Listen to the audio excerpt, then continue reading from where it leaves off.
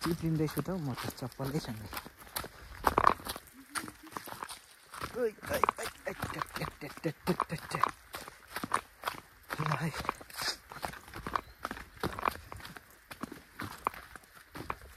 ओहो सुगन्ध त राम्रो आउँदैछ त भाइ एकछिन मात्र बियोस हुन्छ त यस्तो सुँगिराख्यो भने त यो अघिकै बाटो हो भाइ घुमाएर ल्याएको होइन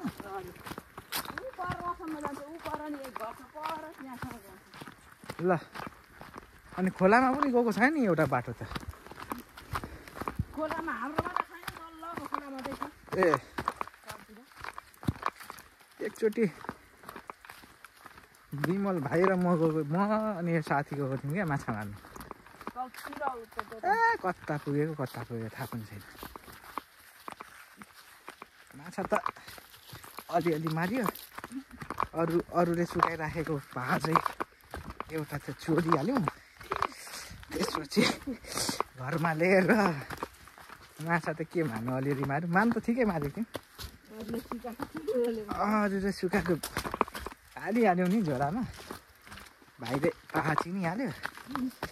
ल हाम्रो पालो लगाएर लिएर राति भुटिवरी मस्तले पार्टी भातसँग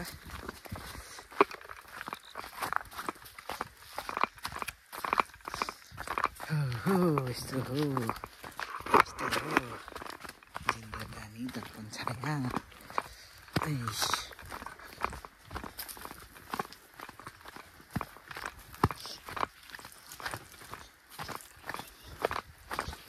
ल है त हिँड्यो गुटुङ टुङटुङ ल खोलाको आवाज आउन थाल्यो भनेपछि अलिक नजिक पुगे जस्तो लाग्यो है यता पनि खेत छ भनेपछि यता पनि पानी आउँछ है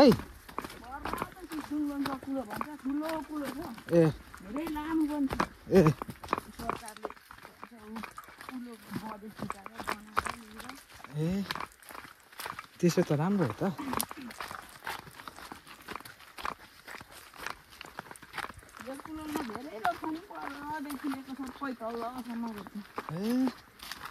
राम्रो हो नि एकचोटि धेरै पहिला आएको बेला चाहिँ धेरै पहिला आएको थियौँ खै केमा हो के कामले केले आएको थियौँ म पनि सानै थिएँ अनि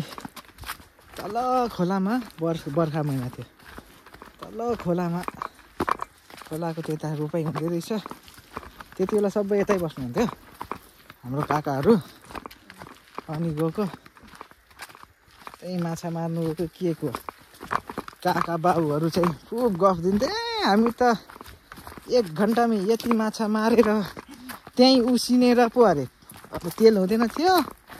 त्यहीँ उसिनेर यति माछा खान्थ्यौँ भन्थे म पनि त होला नै त भनेर गएको है के को माछा मार्ने एउटा गङ्गटा पनि मारिन नि झन्डै बल्छी चाहिँ हराइदिए काकाको एउटा मार्नु सकिन झन्डै डुबेर चाहिँ मरिएको झन्डै एक्लै खेल्दै थिएँ पौडी कहाँ दहमा पुग्यो चाहिँ ठुक्नु हुपुक हुँदै थिएँ कोही छैन मेरो पालो जस्तो तसो निक्लियो त्यसपछि एक रात गोठ एक्लै निस्किने अब के गर्नु त पछि पो यसो याद आयो ल म त मर्नै पो थिएछु छ भनेर पछि विचार आयो क्या त्यति बेला त केही न केही कसरी जोगियौँ हुँदै थियो जोगियो पछि यसो विचार गर्दा चाहिँ हो एक्लै पो थिएँ भन्ने याद आयो क्या यही कुलो यो कुलो ए भाइलाई गाह्रो हो 2-2वटा छ ल बिस्तारै जाउँ न त अब के गर्नु त यसै ढिलो उसै ढिलो है हामीले उफ्रिँदै गएर छिटो हुने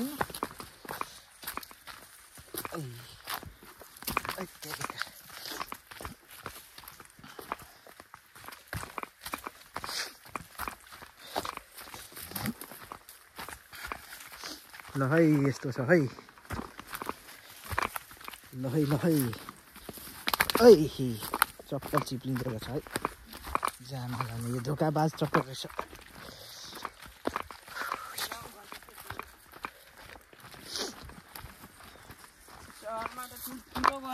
सिधै नि ठुल्ठुलो गडा हुन्छ हराइ जान्छ नि ट्र्याक्टरले जोत्नै पर्छ सबै ट्र्याक्टरले गर्नुपर्छ सबै नि सबै भाइ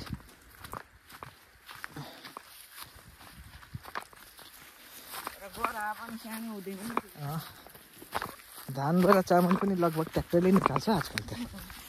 इन्जिन त फिट गर्नु हो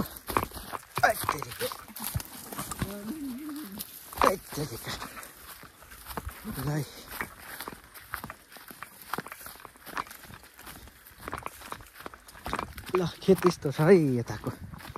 सानो सानो चिटिक्क परेको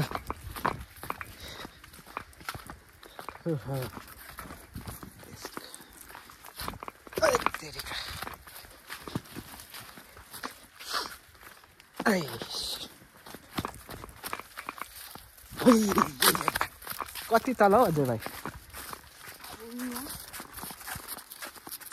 मलाई त गर्मी पो लाग्यो त ल भाइ अगाडि बढ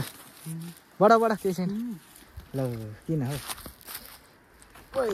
कता हौ अप्ठ्यारो छ यता चाहिँ यो पनि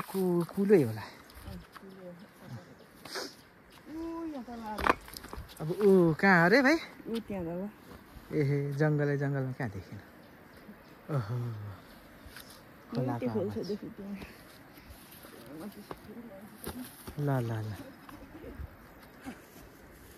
ल यस्तो छ है तल कुवा र खेत म पनि के बोल्छु अब यही बाटो हो भाइ यही बाटो हो ए म त यहाँबाट कसरी जानु भनेर नि